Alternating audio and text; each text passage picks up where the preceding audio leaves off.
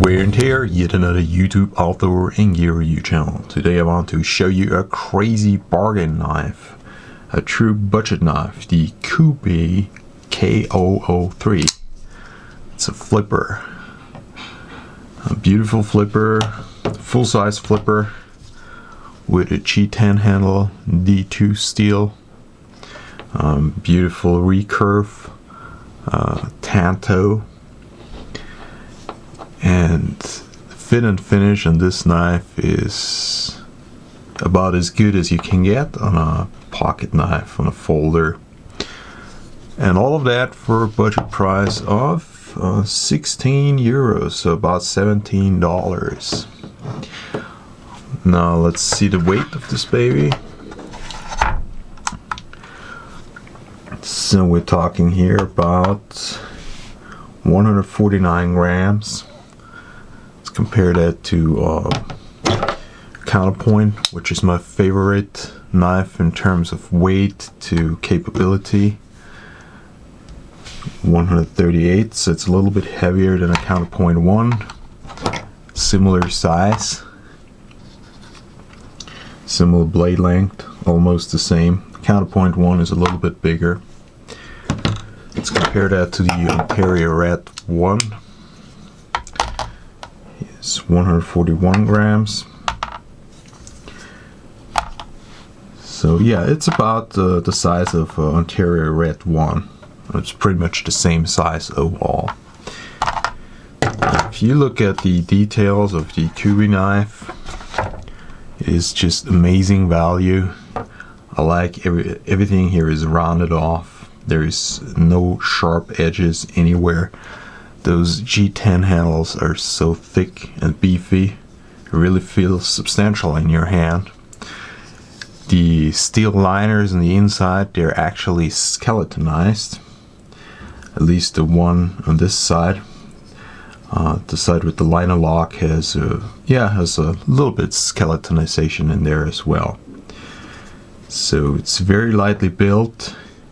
You can easily clean it out. The whole backside is open. You just clean it out very easily if you use it in the field. It runs on ball bearings. Those ball bearings, yeah, they're pretty open, so dirt could get inside easily. The lockup of the liner lock is just about perfect. Now my wife is disturbing me, which is fine. I love her very much. So my wife brought me a piece of cake, which is pretty awesome. I really like that. How very kind of her. That's okay. That's a good reason to make a little break during your review. Anyways, so the Kubey K003. So perfect fit and finish. Liner lock is absolutely perfect. The centering is 100%. You can't get a better centering of the blade. So, what do I think about this knife? Well, there's one issue with it. If you look at it, you see the pocket clip sticking out right here. The pocket clip is right in the spot. When you're right-handed, this creates a hot spot. So if you work continuously or over longer periods of time with this knife, and if you try to do harder tasks, you will have a hot spot right here. If you have it in your left hand, it's just absolutely perfect in terms of ergonomic. I like thick handles. I like the thick G10 handle scales, because a knife with a thick handle is just so much better. That's also the same reason why I like the cold steels, because these thick handles, these very substantial handles, when you actually really work continuously with a knife, this is a must-have. Anyways, so this is a little bit of a problem, the pocket clip. You can get rid of the pocket clip, but the G10 handle scales is actually kind of like, it sits on a little hill of G10 right here. So you will always have a little hot spot here, whether you remove the clip or not. If you're a left-handed person, this is just perfect. So, of course, it is a flipper knife, and it has the same limits that all the flipper knives have. It's a little bit of more like, I'd say, a EDC and city knife. It's not a hardcore outdoor use knife like these cold steels, or even like the Ontario Rat. Now, of course, the tri-lock is way superior to any kind of liner lock. But what is also very important is that you have washers on your knife. If you plan to use it on a construction site or outdoors, you rather want to have washers.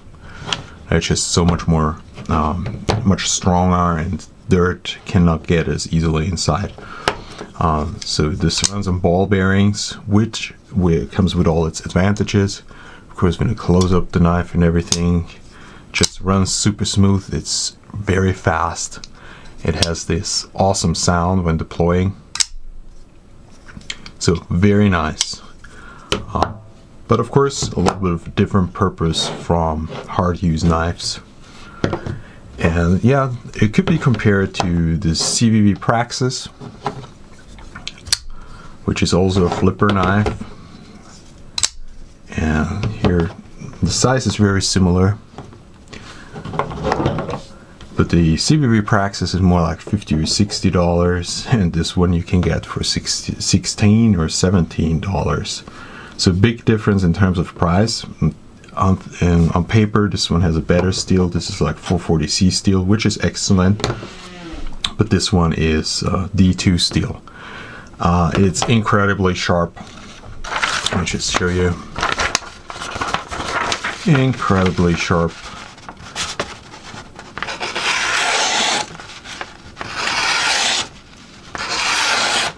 And even in the tanto area, so on the tip area,